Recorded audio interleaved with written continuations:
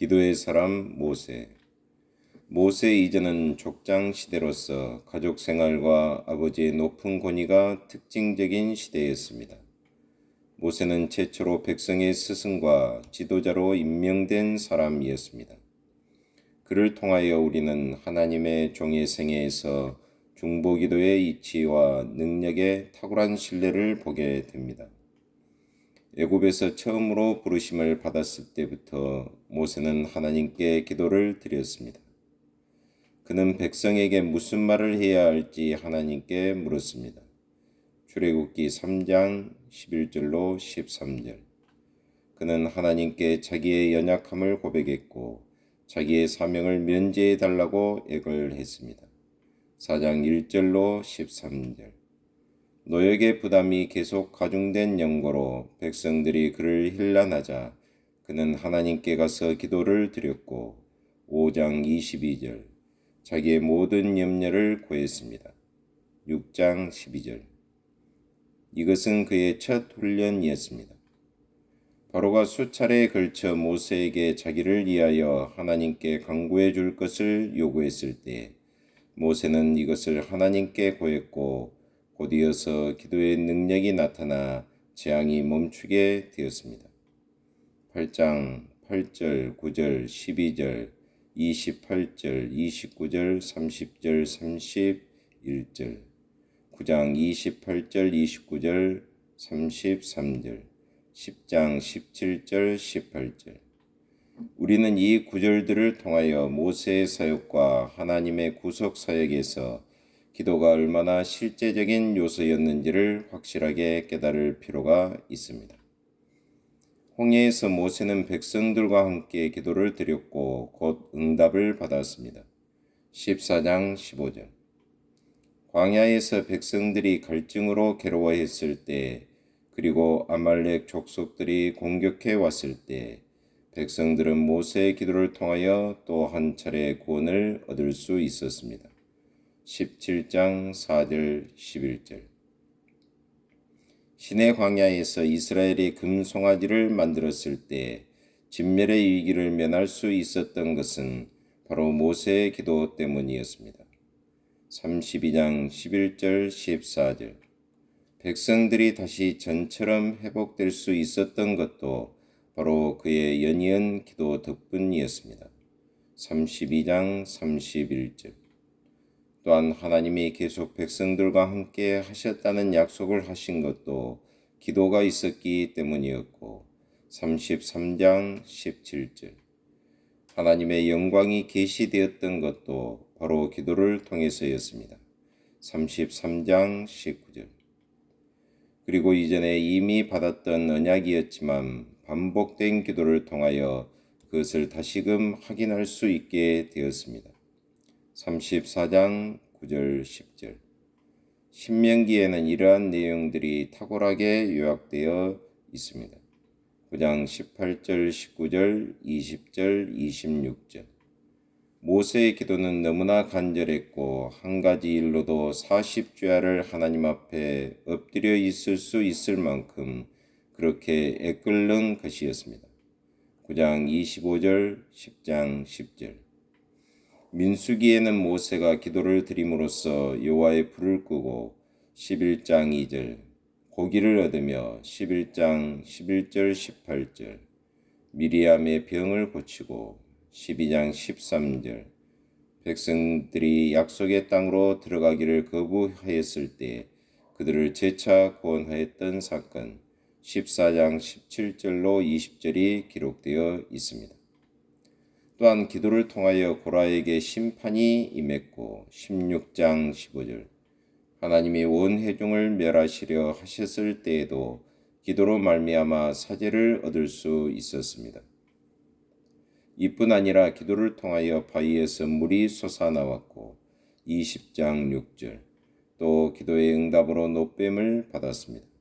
21장 7절 기도로 말미암아 판단을 내리기 어려운 사안에 대해서 하나님의 뜻을 알 수 있었고 27장 5절 모세의 계승자로 여호수아가 정해졌습니다. 우리는 이 모든 사례들을 연구함으로써 백성들을 인도해야 할 하나님의 종의 생애에서 기도가 얼마나 중요한 역할을 담당하는지를 바로 깨달아야 할 것입니다. 이 문제를 연구할 때 각 부분들은 살아있는 전체로 통일될 것이고, 모세는 우리 기도 생활의 살아있는 모범으로 떠오를 것입니다. 우리는 중보기도하는 사람이 되기에 필요한 것들이 무엇인지를 깨닫게 될 것입니다. 이를 통하여 우리는 다음과 같은 교훈을 얻게 됩니다. 1. 모세는 하나님께 헌신했습니다.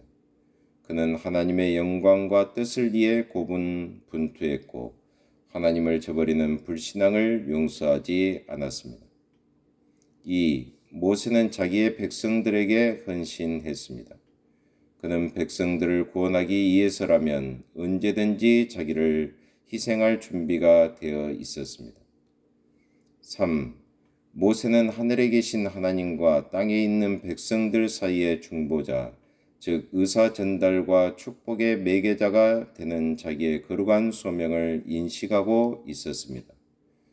중보자적인 의식에 완전히 사로잡혀 있는 사람에게 하나님이 귀 기울여 주시기를 바라는 것보다 더 중요하고 당연한 일은 없을 것입니다. 4. 하나님은 어떤 한 사람의 기도를 응답하시면서 그를 의지하는 주변 사람들도 구원하시고 축복하시며 그러한 기도가 없었더라면 하지 않았을 일들을 행하십니다. 하나님의 전체 통치 계획 속에는 기도가 그 통치의 구성 요소로서 포함되어 있습니다. 천국은 지상에서 필요한 생명과 능력과 축복으로 가득 차 있습니다. 기도는 그러한 축복을 지상으로 내려오게 하는 능력입니다. 5. 기도는 영적 생활의 지침입니다.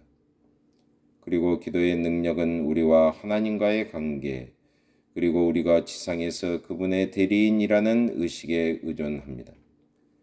하나님은 당신의 일을 우리에게 의탁하십니다. 그리고 우리가 하나님의 권익을 위하여 더욱 분명하고 온전하게 헌신하면 할수록 그분이 우리의 기도를 들으신다는 확신도 더욱 자연스러워지고 뚜렷해질 것입니다. 모세의 생애에서 하나님의 이치는 어떠했습니까? 그분은 모세를 보내신 하나님이셨고 그가 전적으로 헌신했던 하나님이셨으며 그와 항상 함께 할 것을 약속하시고 기도할 때마다 늘 도움을 베풀어 주셨던 하나님이셨습니다. 어떻게 해야 우리는 모세처럼 기도하는 법을 배울 수 있겠습니까? 우리의 의지적인 행위로는 이러한 은혜를 맛보지 못할 것입니다. 우리가 배워야 할 첫 번째 교훈은 무능력함이어야 합니다. 그러면 은혜가 우리 안에서 천천히 그리고 틀림없이 그 일을 이룰 것입니다. 우리가 그러한 훈련에 전념하기만 한다면 말입니다. 훈련은 점진적으로 이루어질지라도 다음 한 가지 일은 당장 그 성과를 확인할 수 있습니다. 즉 우리는 당장 이러한 삶에 자신을 바치기로 결심할 수 있고 바른 입장을 취할 수 있습니다. 우리는 지금 하나님의 은혜가 세상으로 흐르는 통로가 되기를 결심해야 합니다.